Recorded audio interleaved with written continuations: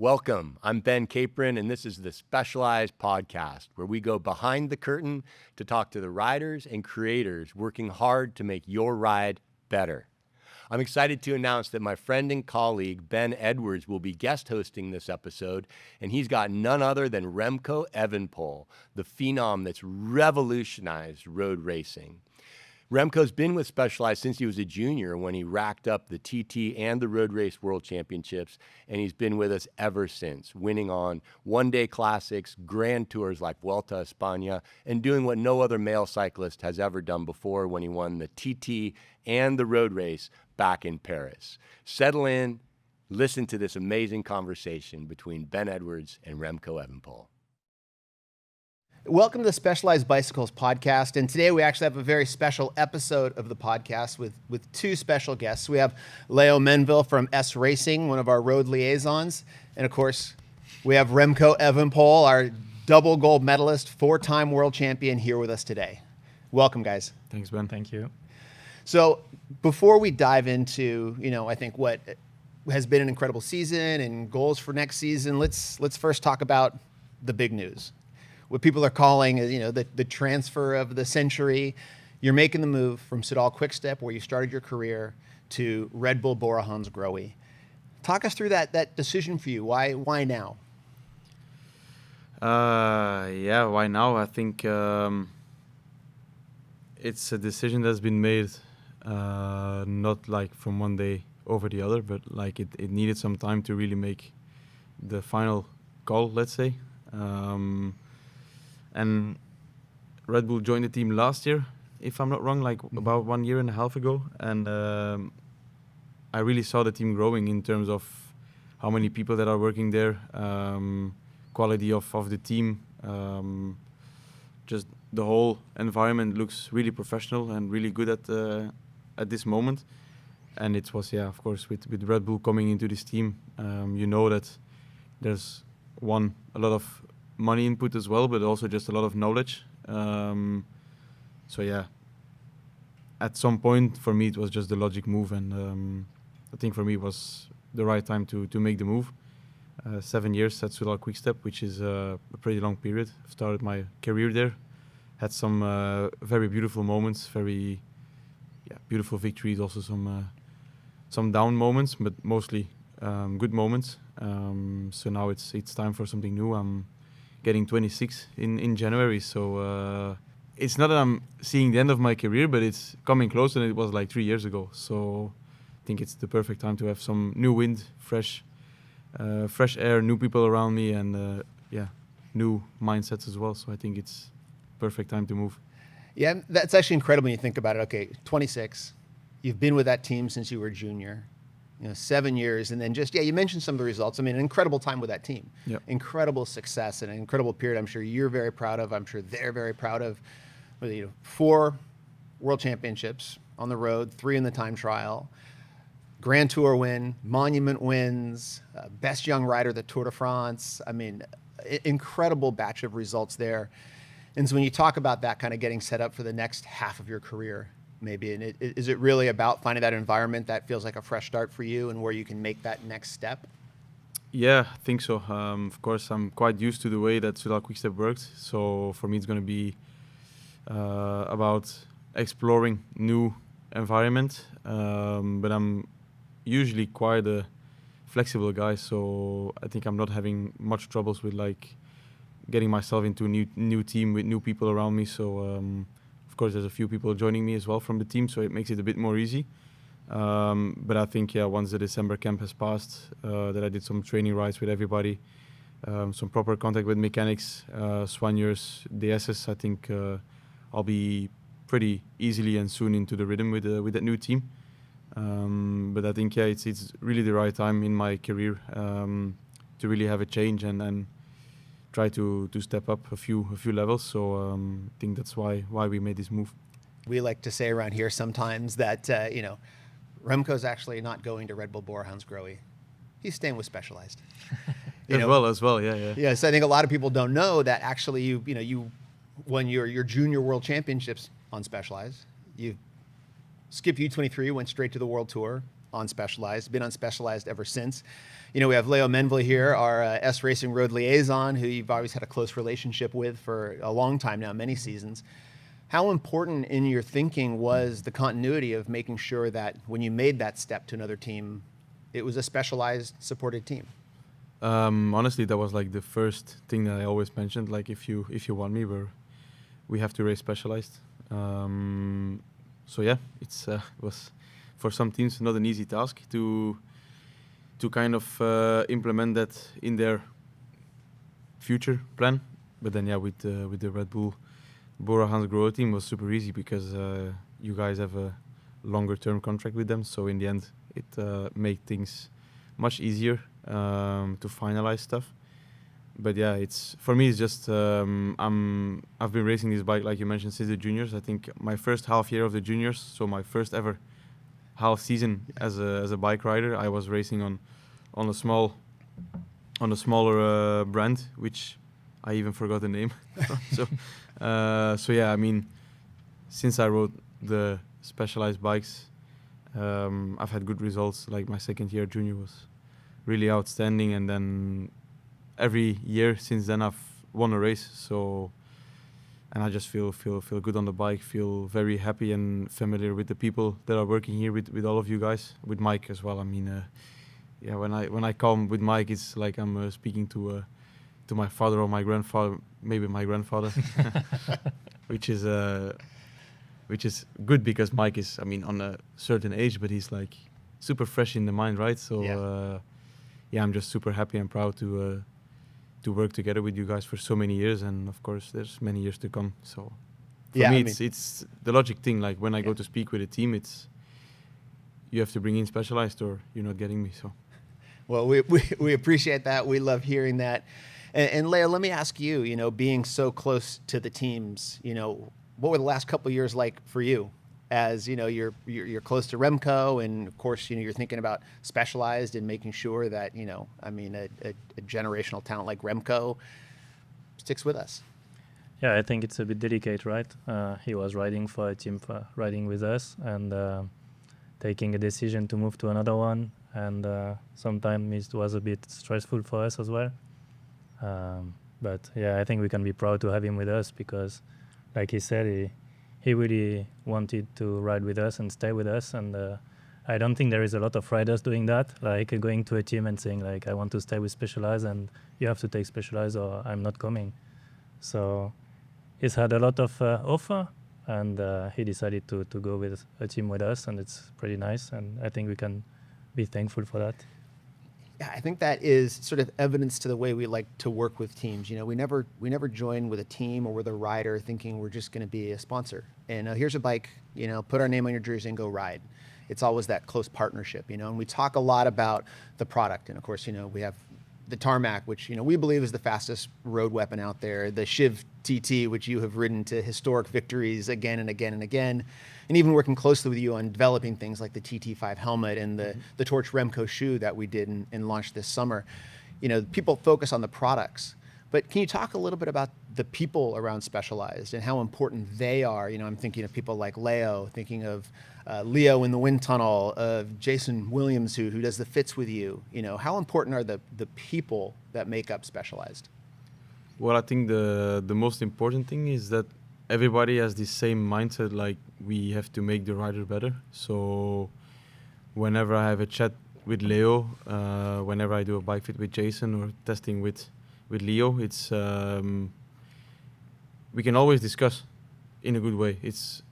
I mean, I think I never had like a bad discussion with anybody of Specialized. So it's really like you want to speak about something, but we always find its result by being honest with each other. And just to give a stupid example, if I mean, it's not a stupid example, but a small example, like if I would ask Jason to change something and in his opinion it's not good, he will just tell me.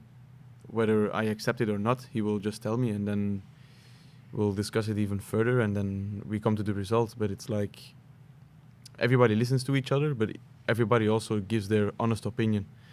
And I think that's how you get the furthest in life, in professional life.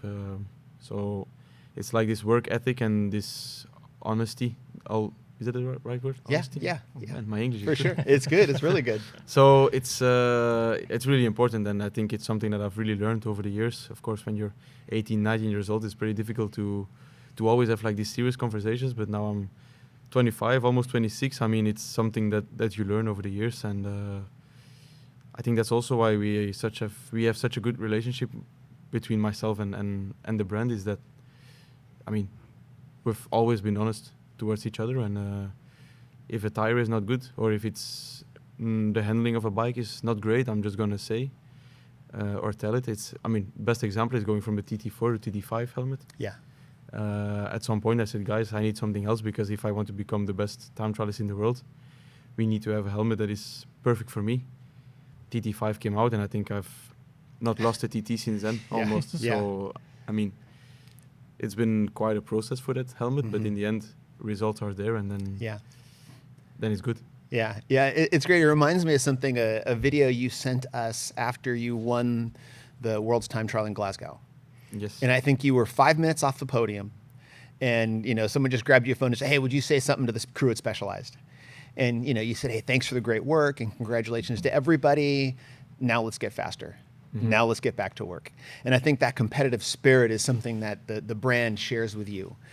So talk a little bit about that competitive drive. Or this was literally, you're off the podium 10 minutes and yeah. you're already talking about, let's get back to work, let's get faster.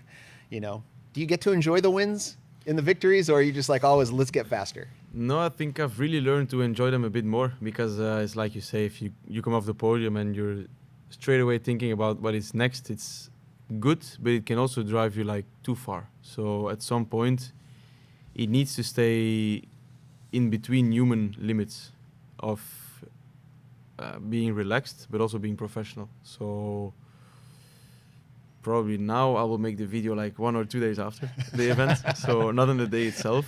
But no, every victory like motivates me to do at least the same. And if we can somewhere find details to get faster, then we need to find them. But like honestly, this year, to really find anything to do better is really difficult, because the biggest change we made last year was like the visor, the Yeah. cutted visor.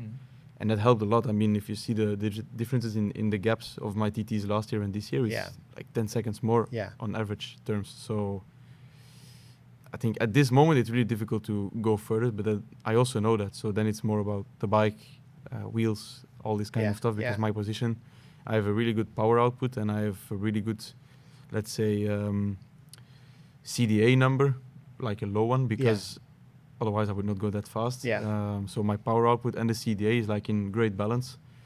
But it's just, this drive is coming from victories, actually. It's just whenever you win, you want to do it again and again and again. And at some point, people start to ask, is winning like, are you getting used to winning? And it's the answer is just no. I mean, Yeah.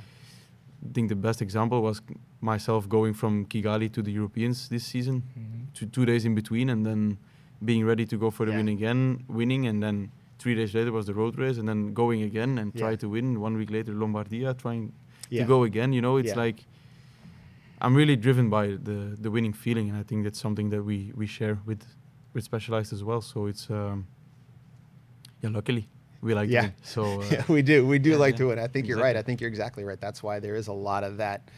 I think why the partnership has been so successful. Exactly, and I think will continue to be even more successful. I want to touch on something you mentioned. You talked about your fit on the TT bike, and then we touched on Jason Williams and and how closely you work with him. So when it comes to bike fit, when it comes to body geometry fit, I think people think, oh, I get a bike fit and then I got my bike fit and I'm good to go. But you actually see Jason 3-4 times a year sometimes. How important are those check-ins? What are you trying to achieve with those? Well, of course, I've had quite bad injuries over the years, so that means that your muscles are working a bit differently after every injury. You're getting a bit more stiff, or some body parts are not as flexible as before.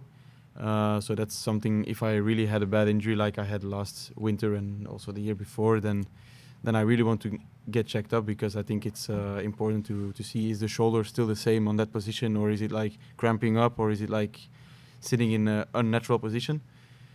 So I think that's reason number one. And then besides that, you just see that cycling is changing every year a bit. That like some riders are sitting completely differently on the bike from one year to the other. And that's also what we tried a bit this season with this mountain TT in the Tour. We wanted to see how can we make a TT bike in a climbing setup. Then we tried it out. Unfortunately, my legs were not there in that time of the year.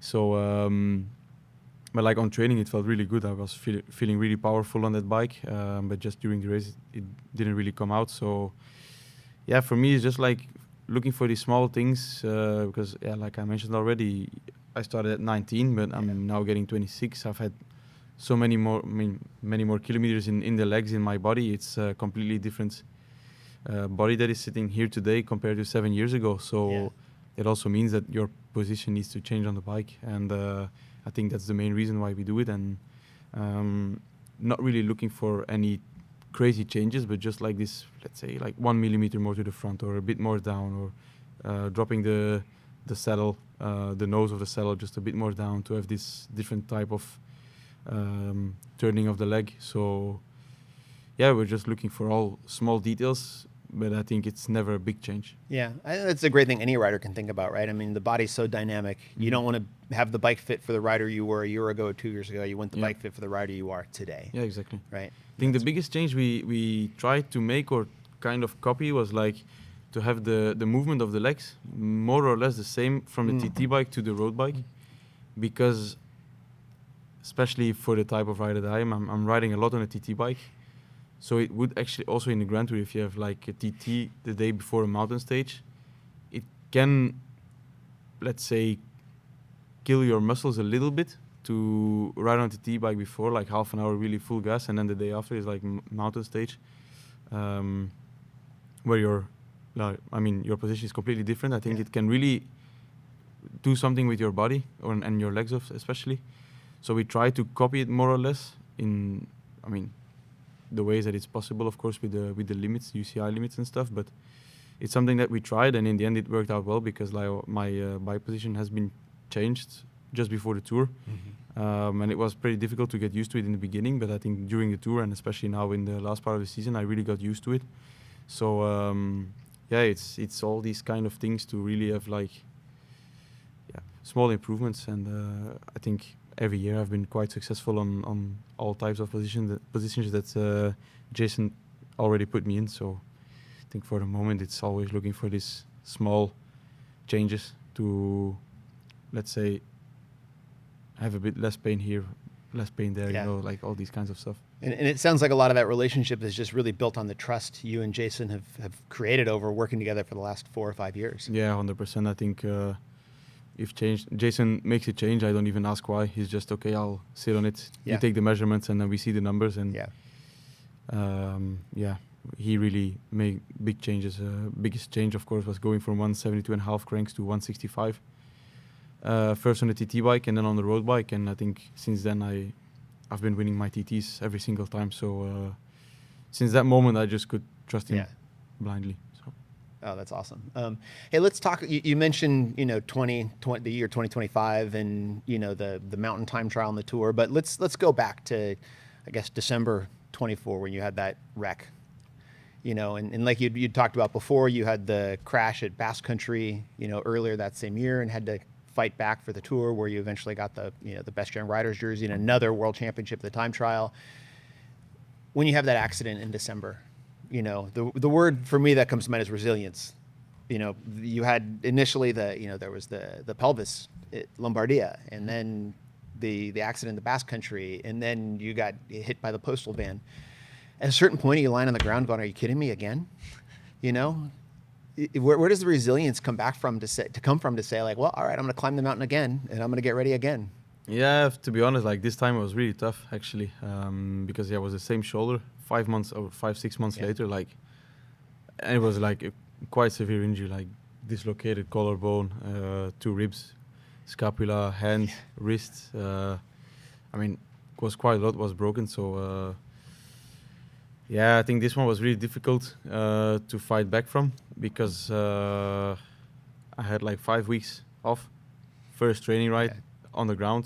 Again, 8 weeks, more or less, of the bike. So, I mean, it's like 13 weeks of the bike. That's more than 3 months. It's everybody that does a bit of riding knows how fast you lose shape.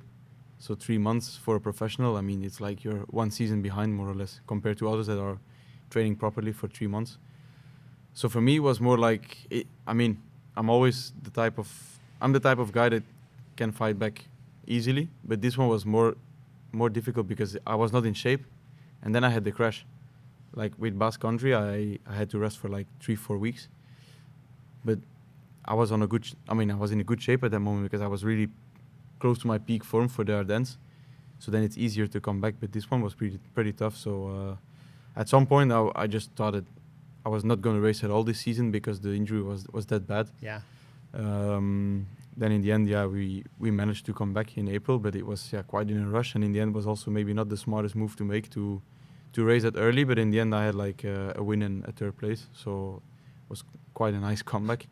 But I have to say this one was really difficult, and at some points I was really doubting to maybe not even jump back on the bike anymore. But luckily I have strong support at home.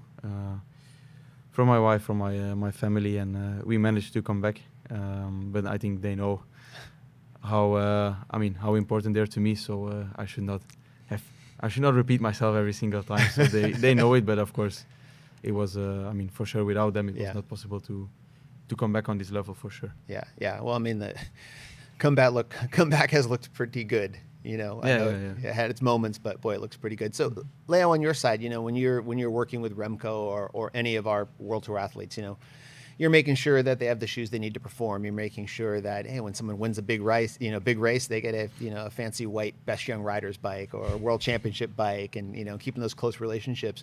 How does when Remco's hurt and not racing, how does your role change? What do you do? You calling Remco and checking in, and what does he need? Yeah, it's tough. I remember the first time when he had a big crash in Lombardia. I was in front of the TV and I was shocked, to be honest. I was pretty sad. Remco and we have a good relationship. So I was like a friend, you're like, fuck, that's tough. Sorry for the word. And then it's complicated with rider like that. Remco is a big champion, and I know that he gets a lot of messages, and then I'm like, I don't want to harass him, So of course I check how he is, and I try to ask some questions and how he's doing, and if I can help or something like that. And I think in this moment it's better to let him alone, to be honest.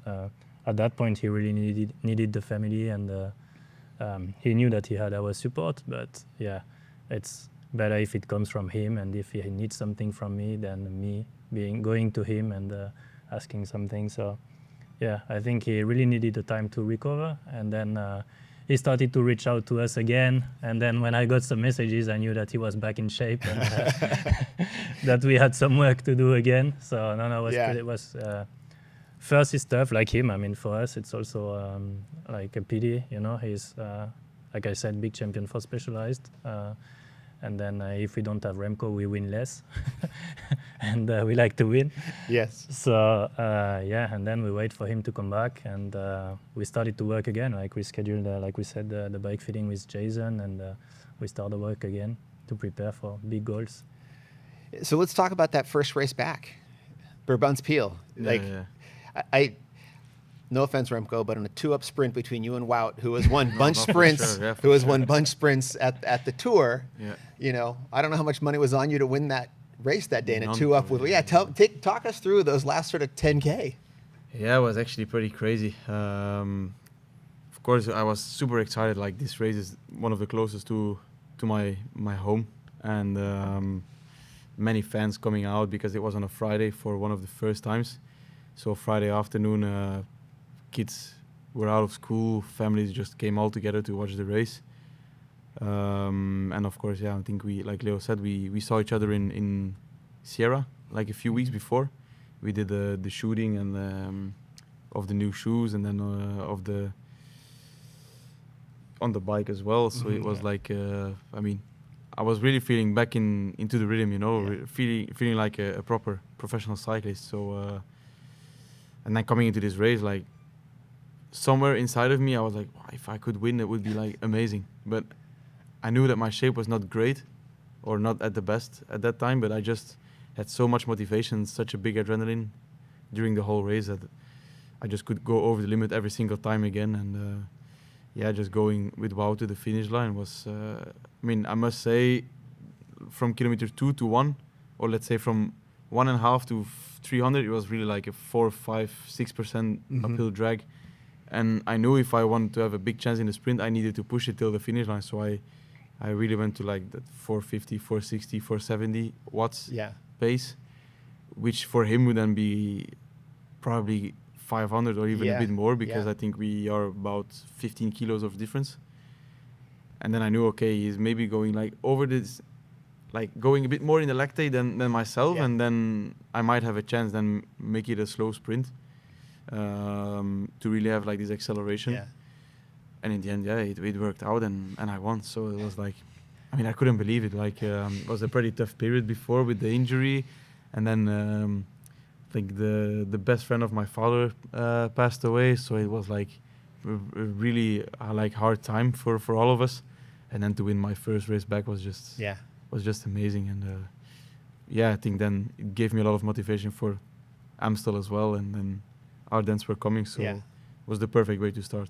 Yeah, I know we were all going nuts here. I mean, you know, Leo and I are on a text thread with Mike, and I think it was blowing up that morning with everyone Yeah. like, "Oh my God, are you watching He's this?" back. Yeah, he's back. crazy. It was absolutely But that incredible. sprint was just super powerful. Like you could also see, like when I was celebrating, there was so much going off. You know, like a lot of pressure was coming off, a lot of Yeah, relief, yeah. a lot of just positive vibes. That was Yeah. really like showing out, a lot of power as well. So it was a beautiful moment. It was a beautiful win, a beautiful win.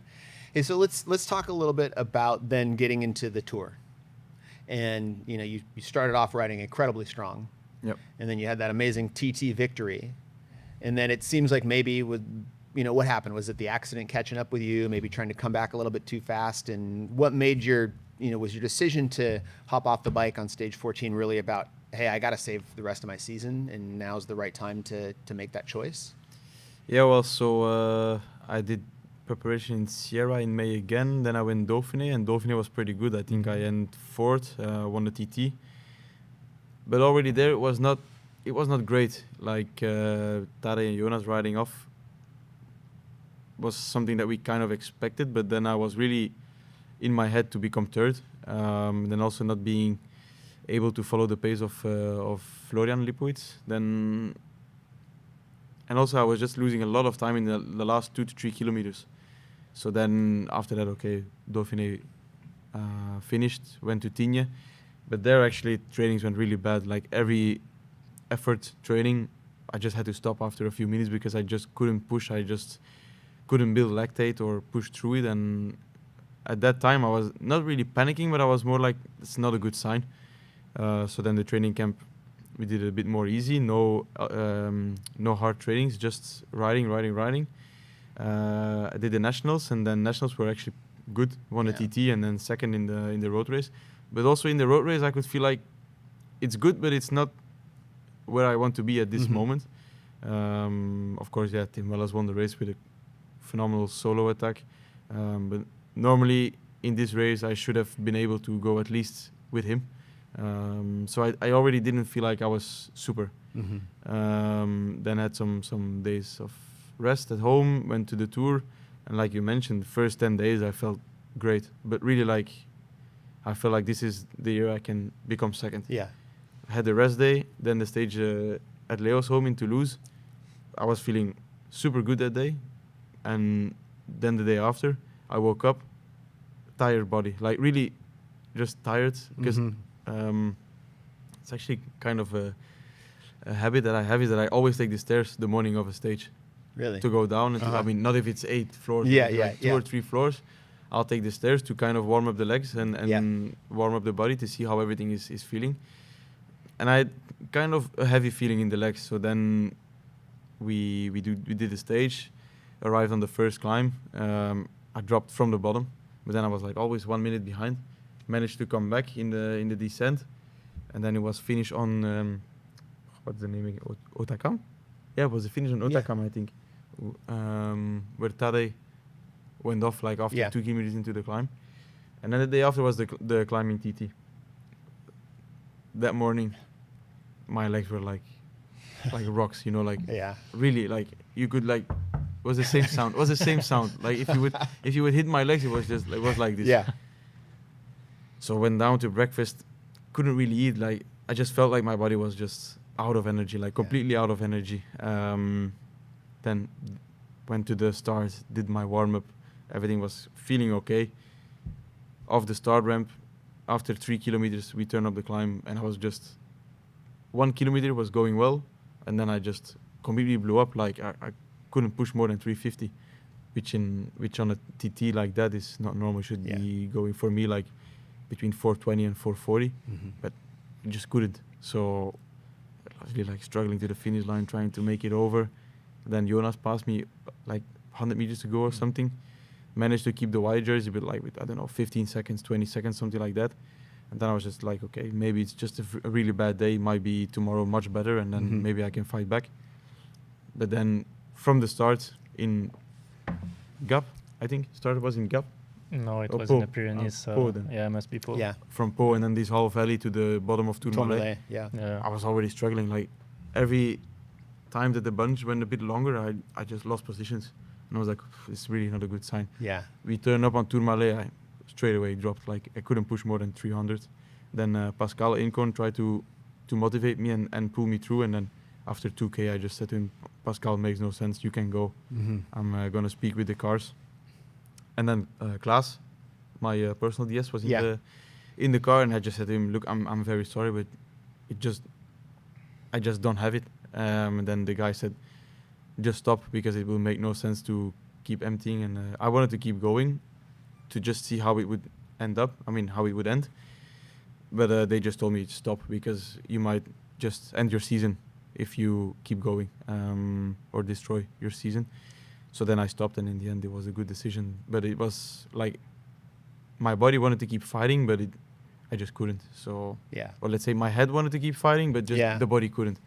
So I just had to stop. Normally, I never give up, but yeah. Well, I think it's obviously incredibly difficult to make a decision like that. But then you look at the decision you made there, and then how the rest of the season went. Yeah, and exactly. you can certainly say I think you made absolutely, however tough the call was, it was the right call.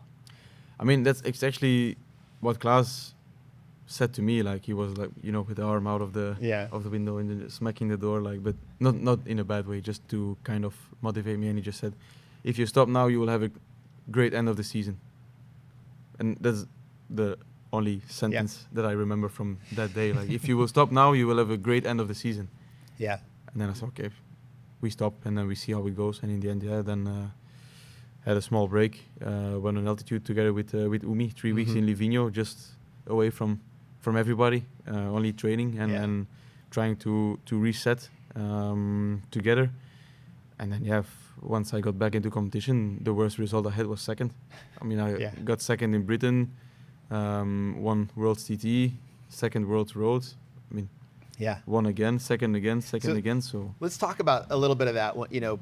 You seem to have a knack for getting these historic results. I mean, think back to Paris in the double. No one had ever done that before. Yep. And then right now you have the Belgian Time Trial Championship, you have the European Time Trial Championship, you have the World Time Trial Championship, your third in a row, and you have the Olympic Time Trial Championship. There's been no time one person has ever had all those championships before. Are those things that you look at after and go, oh, wow, I achieved that. Someone on Instagram said I did this. I achieved, incredible. Or are you thinking about those moments before and visualizing those kind of moments? Well, honestly, the TT results from this year, I mean, the championships was, especially after the Olympics last year, it was the goal. So we checked all the courses in the beginning of the season. And nationals was completely flat, 2 laps, but like loads of straight roads. So then we knew, okay, I'll have a big chance. Worlds was like semi-mountain TT. So we knew it's possible, but I also knew like a guy like Tadej, Jay Vine, Del Toro, all these guys, if they would really put their focus on it, it would have been a big battle. Luckily, I was on a great day that day, so it turned out to not really be like a close battle, but I was just on a great day. And then Europeans was like, okay, it's possible, but nothing can go wrong. So then at the beginning of the season, we just made a plan out of it and like a goal to win all the TT championships. Yeah. So yeah, in the end, it was kind of planned. Of course, you still need to perform, but Yeah. it's something that we were thinking about already from. I mean, not from December because yeah, the shoulder was Yeah. was Yeah. destroyed. But once I restarted, we Yeah. were really thinking about it. So yeah, that was how it went for this year. Yeah, pretty incredible to think all of those jerseys rest with you Exactly, at yeah. one time is pretty wild. Like you were saying before, I mean, all the different pieces, obviously the incredible ability, your mental mindset, the ability to work hard. And then, I think the partnership with Specialized, you're talking about the TT5, you came to us and said, TT4 is not good enough. We need something faster, Yep. and it was a little bit like, hey, invest the resources in this, but trust me, it's going to pay off. And Yeah. it paid off. Yeah, no, exactly. I think I was quite hard, but in a good way, like in like we said, like in a professional way to the Yeah. guys of the helmets. And then then it was all about testing, and then first we came out with the narrow TT5. Yeah. Then we went to the TT5 second version. Mhm. Then we had to look for the visors. Yeah.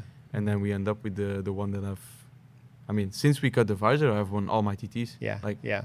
and all with like quite a big gap. So that was really a change that needed to be done Yeah. to really put the head down, have a clear overview about where I'm riding. Because Yes. it's also quite important to Yeah. to see where you're going. Especially at 55K analysis. Yeah, exactly.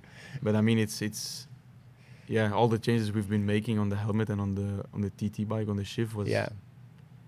pretty incredible. It led to where we are now in being the best time trialist of the Yeah, past years. yeah. The past years. So So let's talk about that day in Kigali a little bit more in depth. I mean, again, we were all up early in the morning watching, and I remember seeing the first time split, and you were up, I think, 23 seconds already. 45. 45 in the first time. Okay. And so this is why I was thinking like, oh man, Yes. did Remco go out a little bit fast? And then the next time split, and then the next time split to what I think was one of the most talked about moments at Worlds is when you passed Tade on the final climb. When obviously you're on a good day. Obviously like, hey, you're looking good to get that third jersey and really begin that collection of all these time trial champions we talked about. When you see that green jersey of Slovenia up the road, is that an extra bit of motivation? Like, okay, I gotta catch him. Yeah, I mean, of course, it was completely unexpected because 2 minutes and a half is really big gap in between riders to start. And the plan was to really not start fast. It was like 6K more or less, falls flat downhill kind of.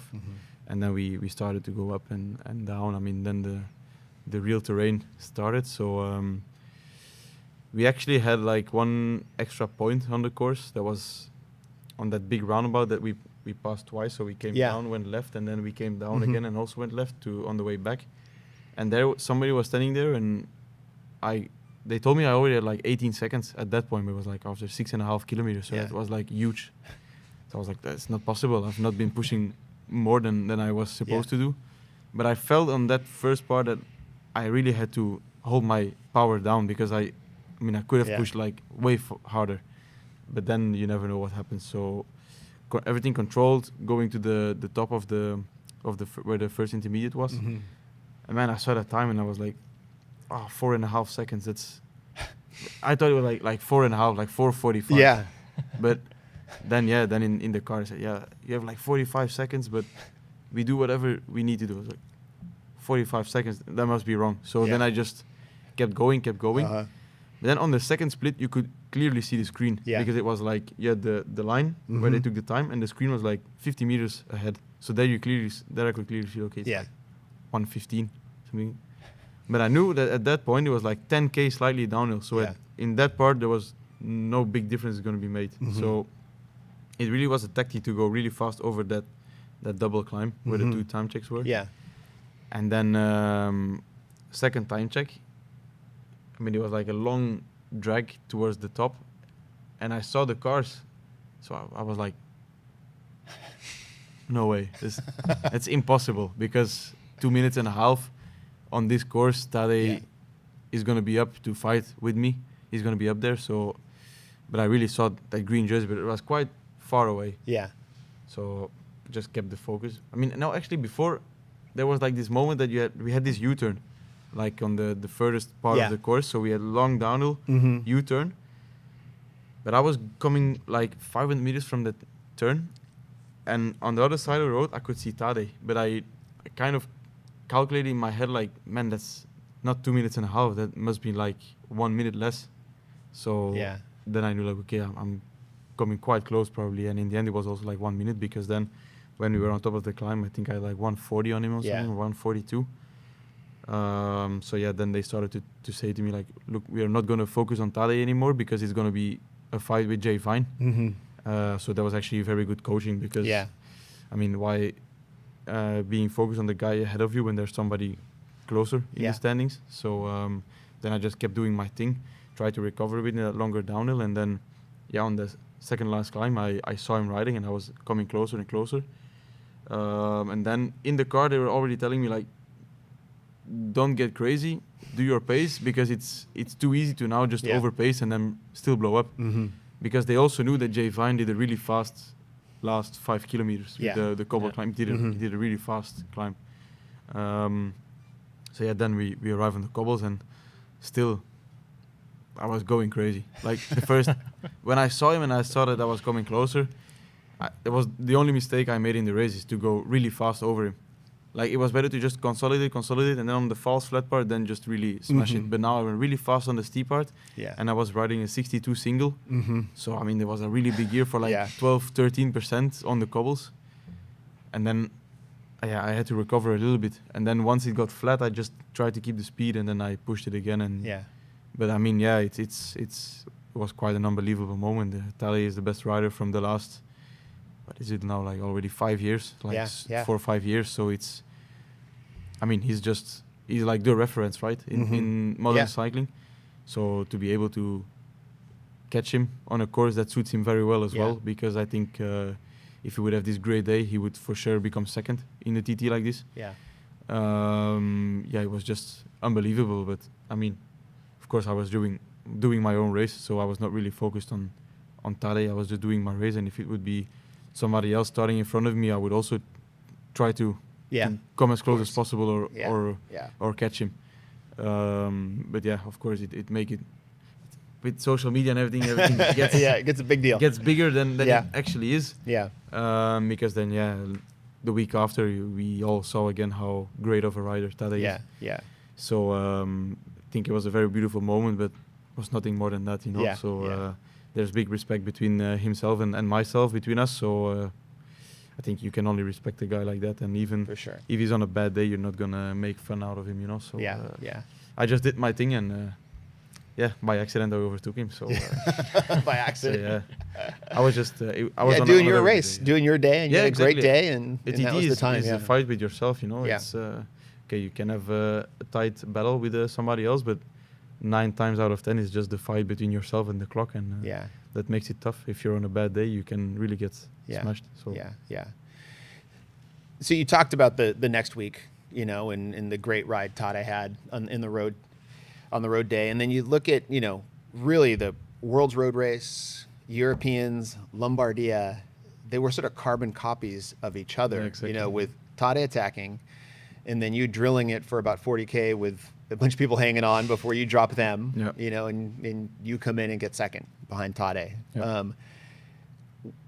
When you look at 2026 coming up, when you look at 27, 28, you know, where do you find that gain to make sure that it's you and Tadej together at the line and everyone else is off the back? I think in first place, a proper winter, like a proper baseline would really help a lot.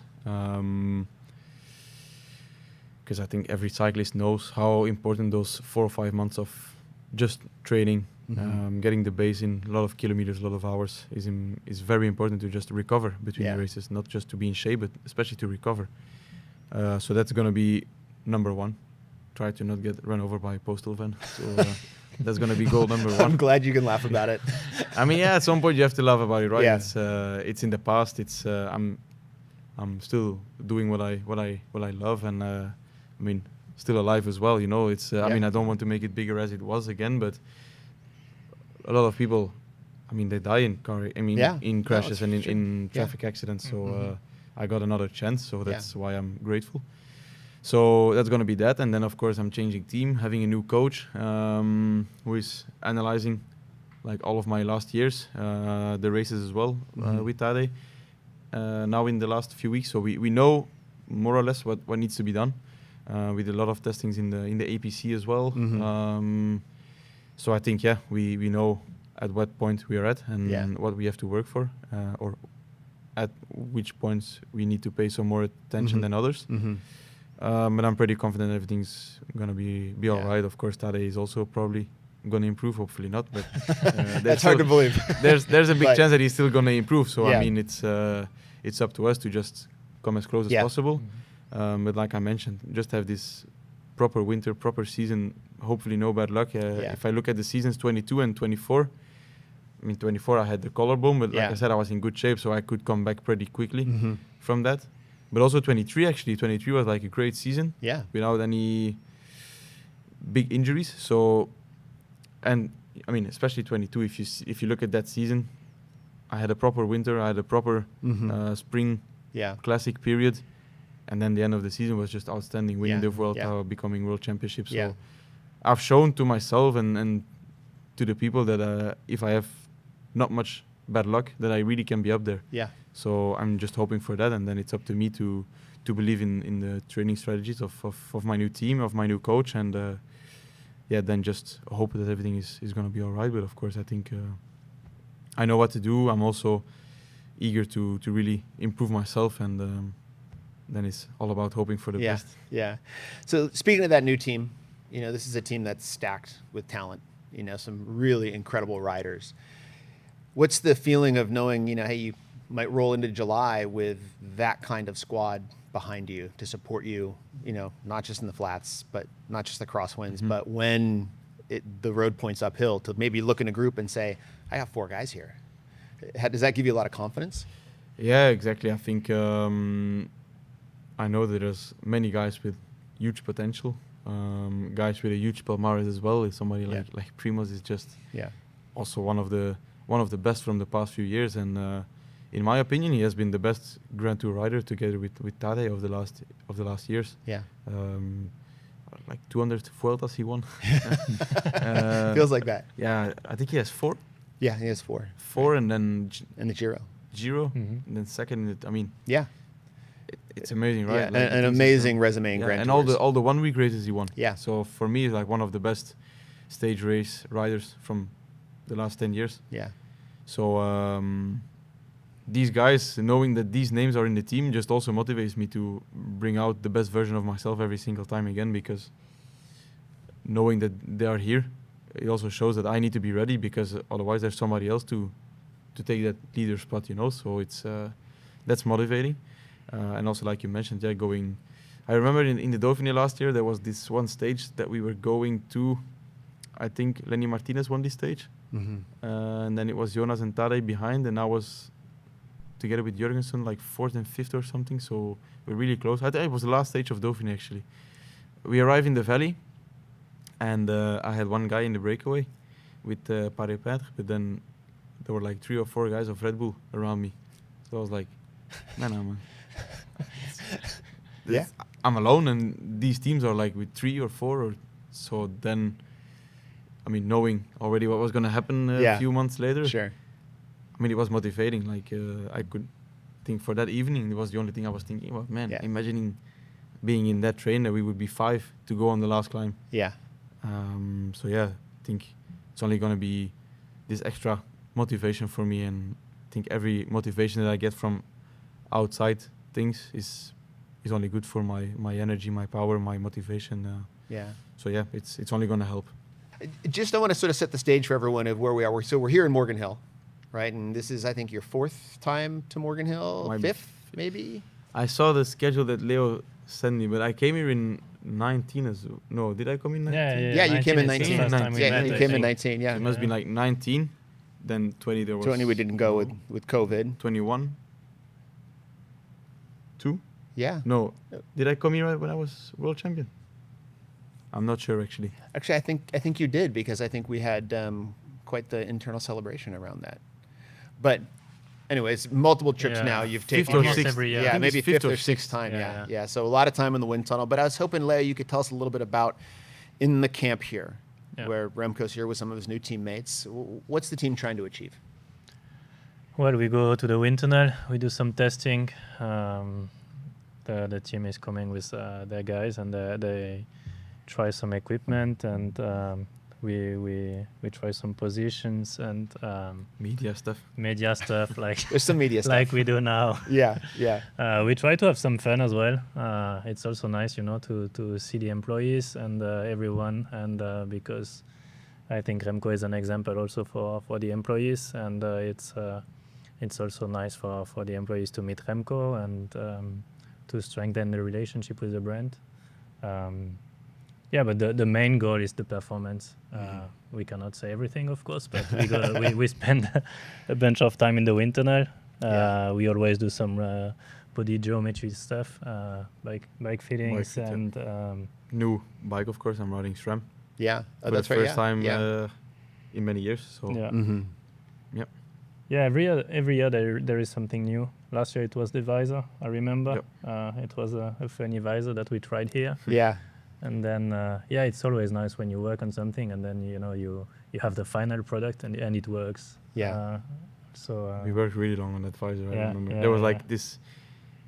It was one of the last things we wanted to test, but then they had to adjust some stuff, and I think we had to wait for like 2 hours. Yeah, and we had to For the fix with visor to some be tape, cut. Yeah, and yeah, it yeah. was like... We had to wait for that 2 was- hours for the visor to be cut, so I Yeah. think then we did some other stuff, just Yeah, walking I think that, around. And it was crazy. that's one of the cool things here, right? Is you can have an idea in the wind tunnel, Yeah. and Yeah. then the team can 3D print it, and then if Yeah. it needs to be adjusted, they adjust it on site. We're not waiting to send something off to a factory somewhere. They're all doing it right here, which is a really, really nice advantage. yeah, and usually we go to the velodrome after that, Mhm. but since Remco had a bad crash, we couldn't check actually in the velodrome, so it was like... Yeah.